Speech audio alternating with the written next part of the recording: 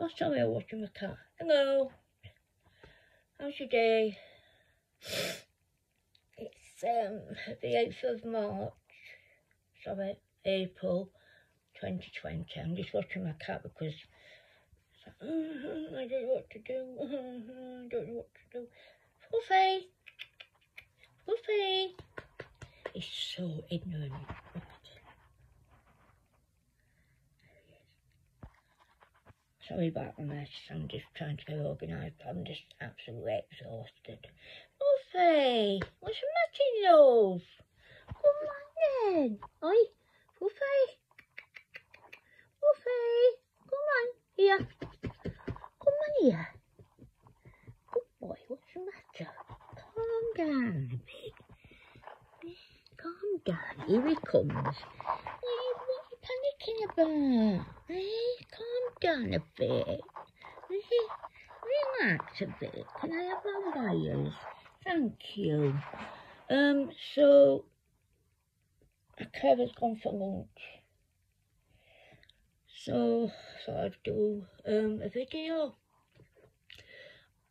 It's been quite hectic head-wise. Obviously, I've been out again. I'm getting letters for this, stamp over an appointments, blah blah blah. Yes, I'm getting more here. One on my neck. You remember when I told you when that doctor came to check my blood for thyroid, which I thought was odd. Well, I got an email from my social worker a couple of days ago. I'm sorry. I'm just look. I'm so sorry. I'm so dry. My cat's getting it on with my blanket. Let's get it on.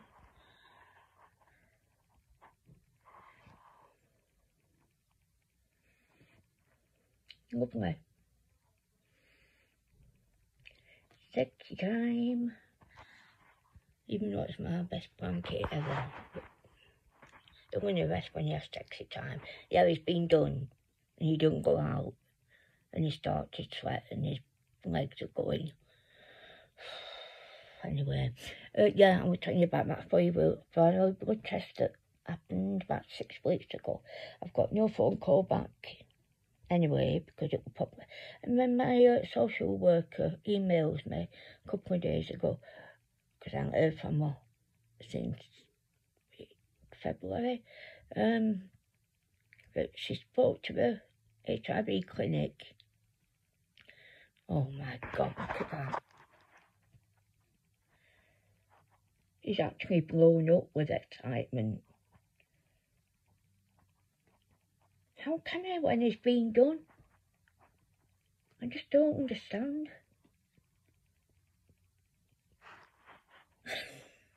I don't know. So I'll get back to the story. No, but Mr. Puffykins. I'll go on with the story. She came, she took my blood 6 weeks ago. If we find out, you'll hear from your doctor. And then the social worker emailed me about 3 days ago. I've spoke to your HIV clinic. We've still not received any blood tests from your GP. We're still waiting. And then I'm like, I emailed her back and I said, I have had a test. The doctor came from my clinic, took some blood and she says, oh, it's just for thyroid, isn't it? It says here on my paper. I'm like, well, I was expecting it to be something else, but if it's there on paper, I assume it is, yeah. So he took my blood and the HIV clinic's not received any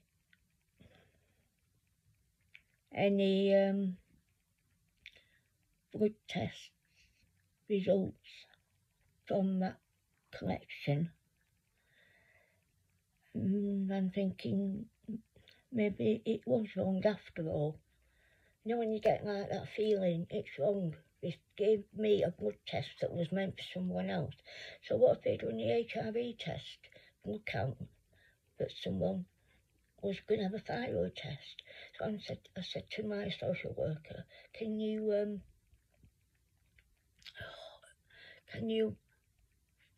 phone my clinic and tell them the predicament that I think that they've taken someone else's blood test, or it's someone else from the other doctors up the street, because they definitely didn't do a blood count test.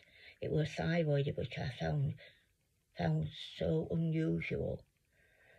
So my social worker's going to get in contact with the clinic and find out what's happened, because I know they've done it wrong. I know they have. I've never had a thyroid test in my life, and it's not that. I've not had a blood count for 3 years, and that's what they wanted to know. So there's awesome. So professional doctors have made a blunder. I know they have. Great, you know, it's only someone's life, it's only someone's blood, and I'm having a drink, first of the day. So that's happened, and then I don't know if I told you about. Oh yeah, I did, about my family getting COVID. They're back to normal, and then I said that I couldn't order a COVID home test on the internet.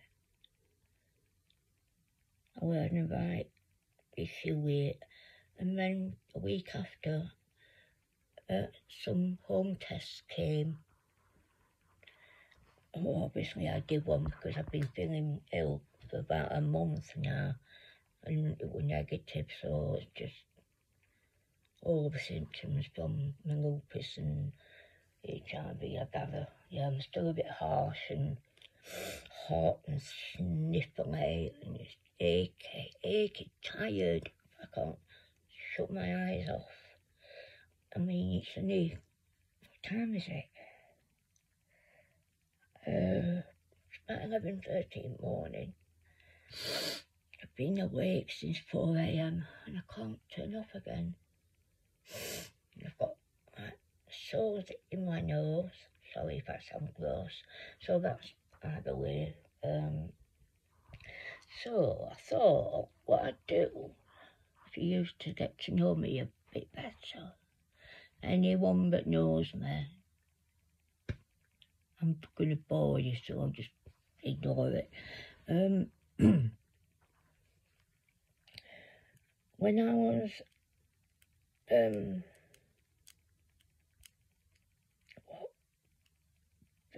it's like bad things kept happening over it through my life.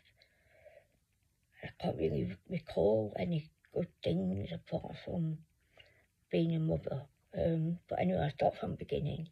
I was born dirt, obviously, and then what happened for the first time? Oh, that was it. When I was about three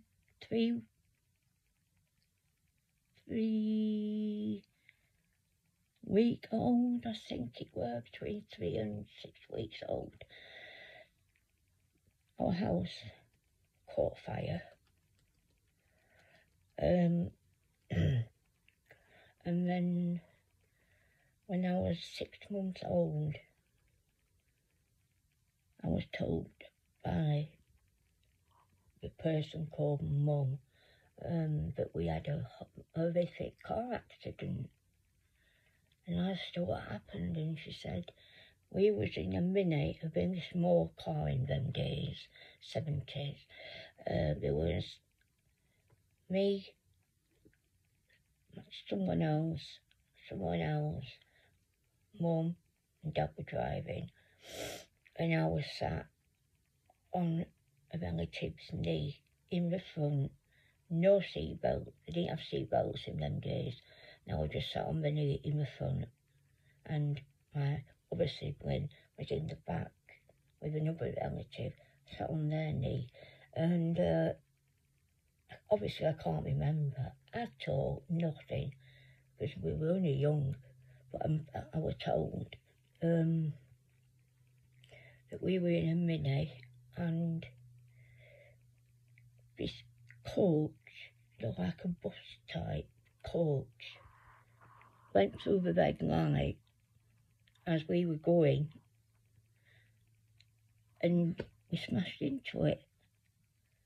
I went through the windscreen and fell on the front bonnet, roof, whatever you call it, wherever you're from, and when I rolled on the floor, my mum's face just got cut to shreds and ripped to shreds and all that. My other sibling, he got injured but not as bad. It was just basically over front, which I was there, but I weren't there then. I was out there on the road. And for some bizarre reason, I survived. Yeah, I had loads of gas in my mouth. That's why I talk funny, because my tongue is tied down. You had to operate on my tongue and my jaws and my chin, and they had to, my nose is bent, cracked from not having it done. That's why glasses hurt when I wear them. See, I've got that bump now. And my dad was injured. I just have no idea how we survived. I really, really don't know how. And the issue was, the coach driver was just going back to the garage, depot station for the night. What you been drinking? There we go. Drinking and driving yet again. So, been a house fire, and I've been in a car accident even before I'm 3. So, after that, we just moved everywhere. We just kept moving houses, and my mum and dad just did not do anything but argue, shout, constantly. So then they got divorced when we were, I'd say about 5. And then we moved again, and then there's going to be people that say I'm going to be making this lot up, what I'm going to say now, and it's not true, you're just doing it to get attention, and yeah, I've heard it all. There's positive and negative people that believe in the afterlife and all that. But anyway, I'll tell you what actually happened.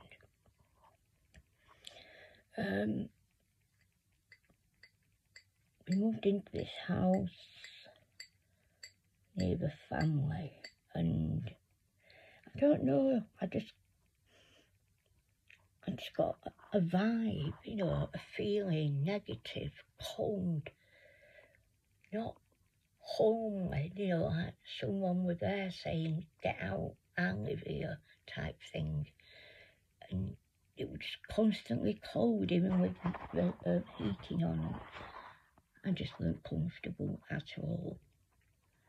When you went upstairs in the bathroom and you had a bath and, you know, did your ablutions and all that, it was just constantly, I'm talking freezing, like minus.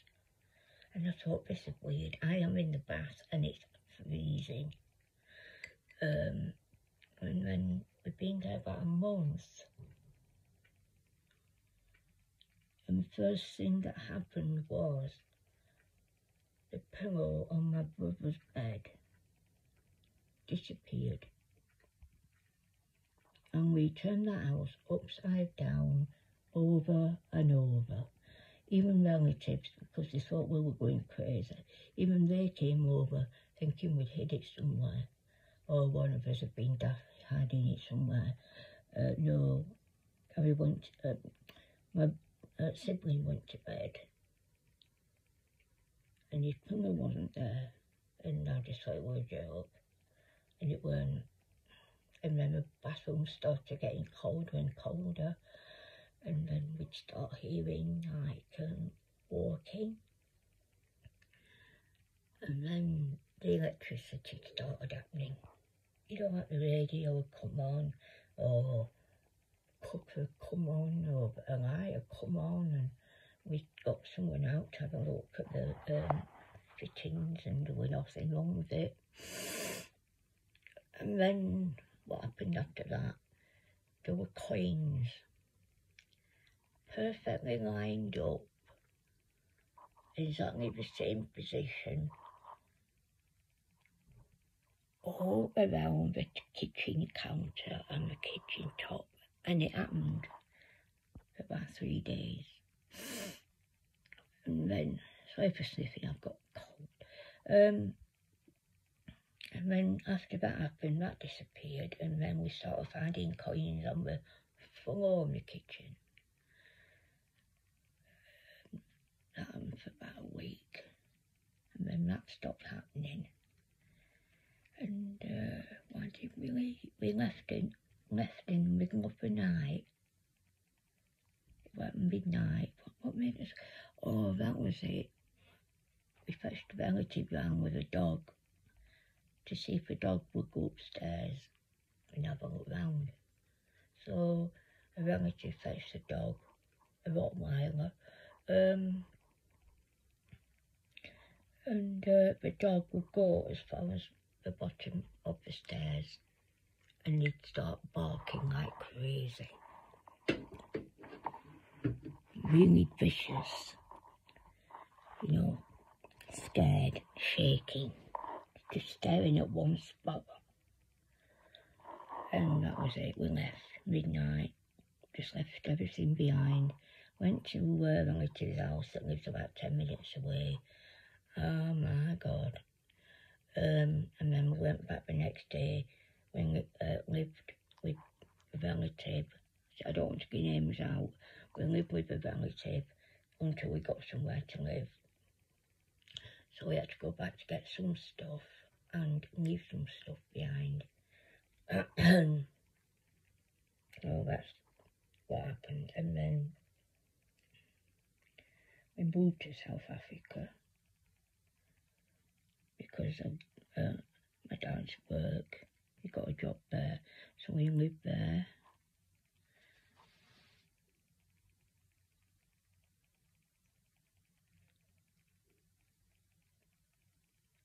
Yeah, did you hear that? It's been going on.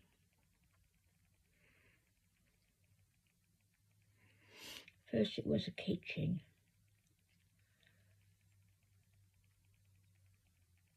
See if I can hear anything. The cat's been acting nervous the last few days.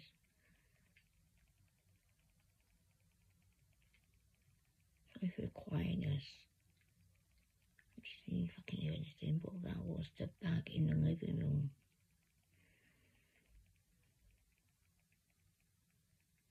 My cat's waking up, how stupid. So, yeah, we went to live in South Africa. I had to go to boarding school, and that was the worst thing ever. That was just, I was 9, and I had to look after myself from 9 to 11 age. And then we came back to England to live in the most horriblest part of town.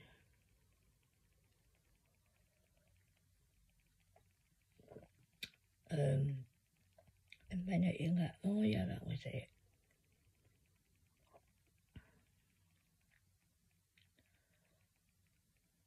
I was bullied at school. I was bullied coming home from school.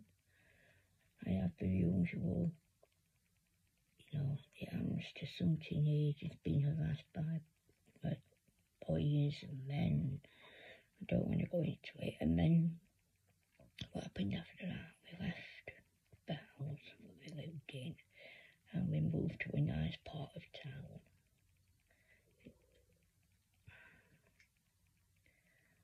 I can't concentrate. So yeah, we moved into this really big, nice house.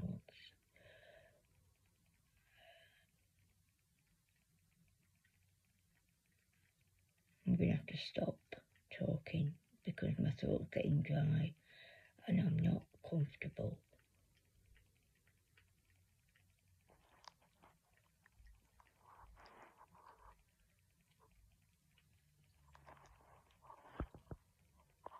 I'll tell you the rest next time. I don't know, I just feel like somebody's listening.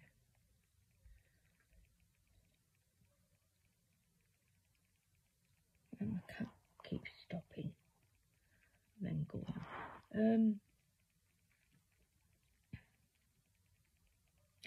Oh yeah, and I know my videos don't look a lot because I just can't be bothered with editing, graphics, and this is my life story, so I can't do it anymore. So there's no reason for graphics and editing, and this is me, this is what happens. It's raw, it's real, you know. It's a blog, but there's no editing, no graphics, because I think there's no need for it. I don't know, I'm just a bit nervous. Oh, my computer's broke.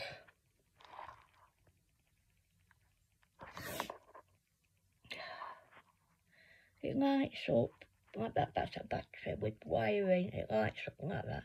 Like, yay! And then I come to bed and put it on, 2%, and then it goes off. And I can't afford a new one. I really don't know what to do with it. What else have I been doing? I've been ill, I'm still ill.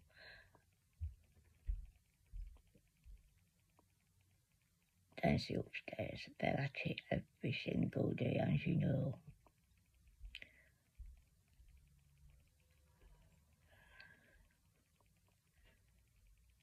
And what else has been happening since I last talked to you all? I'm just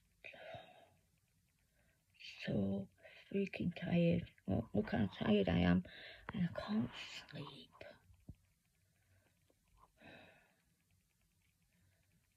So, what